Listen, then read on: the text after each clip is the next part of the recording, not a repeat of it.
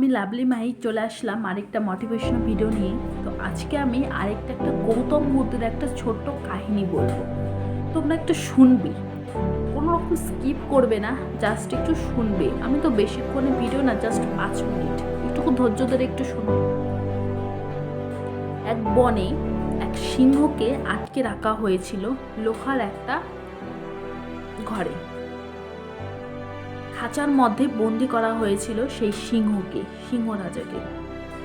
তো নিশ্চয়ই তার বন্দির পেছনে অনেক কারণ ছিল। সাধারণত কোনো পশুকে বন্দি করা হয় তাকে হত্যা করার জন্য, না হয় সে কোনো অন্যায় করে সেই কারণে। কিন্তু সিংহকে খুব কমই বন্দি করা হয়, কারণ সিংহ হলো মানুষ খেতে বাধ্য।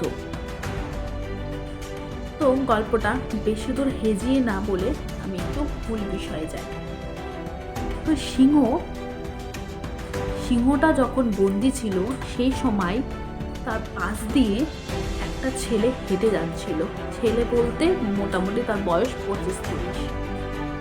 তো সিংহ মামা তাকে দেখে বলে যে, ও ভাইয়া একটু এদিকে আসবে।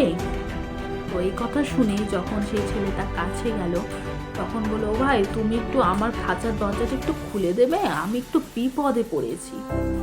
তখন সেই ছেলেটা কিছুক্ষণ ভেবে বলল, তুমি কি আমাকে পাগল পেয়েছো নাকি? তোমার দরজাটা খুলে দিই আর তুমি আমাকে খেয়ে ফেলো।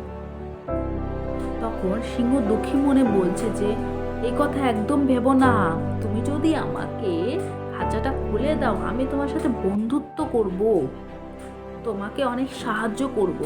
তখন সেই ছেলেটা বলবে, তুমি আমাকে সাহায্য করবে? একটা পশু আমাকে সাহায্য করতে পারবে কিভাবে?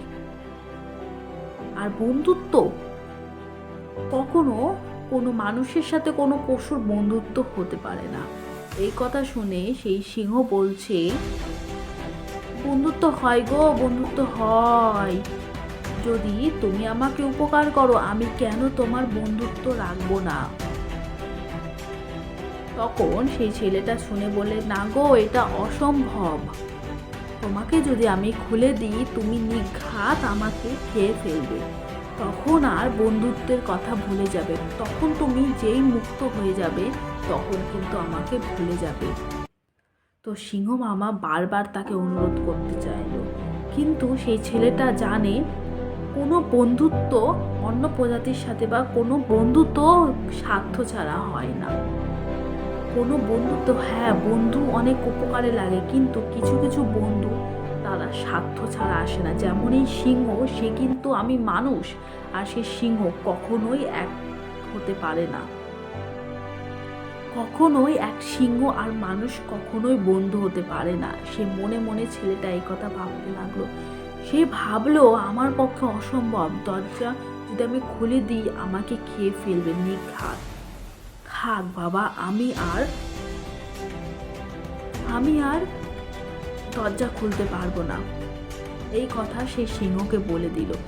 সিংহ মামা কাঁদো কাঁদো মুখে বলল, কেন তুমি খুলতে চাইছো না? বা কেন তুমি খুলতে চাইছো না? আমি বললাম তো বন্ধুত্ব স্থাপন করব। তখন সেই ছেলেটা বলল, আমার পক্ষে অসম্ভব, কারণ আমি এরকম অনেক বন্ধু দেখেছি যারা স্বার্থ নিয়ে মিষ্টি মিষ্টি কথা বলে আমার কাছে অনেক কিছু করেছে, কিন্তু শেষ পর্যন্ত তার দাম রাখেনি। তো সিংহ মামা তখন রেগে গিয়ে বলল, তুই ঠিক আছে।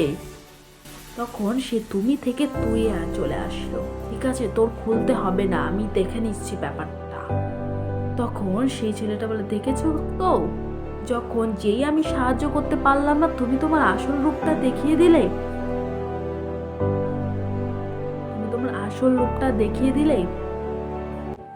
তখন তুমি তোমার আসল রূপটা দেখিয়ে দিলে। দেখো তাহলে বন্ধুত্ব, কিছু কিছু বন্ধুত্ব কখনো স্বার্থ ছাড়া হয় না। তুমি স্বার্থের জন্যই বন্ধুত্ব করতে চাইছিলে। তো আজকের এই ভিডিওটার দ্বারা আমি বোঝাতে চাইছি যে কখনো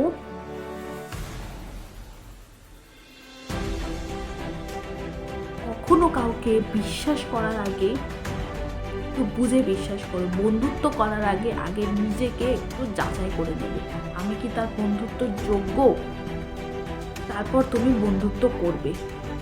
তো সিংহ মামার কাছ থেকে এইটুকুই আমার বোঝা গেল তো তোমরাও বুঝতে পেরেছো, শেয়ার করলাম। তো আজকের মতো এইটুকুই, নেক্সট দিন আরেকটা মোটিভেশনাল ভিডিও নিয়ে চলে আসবো।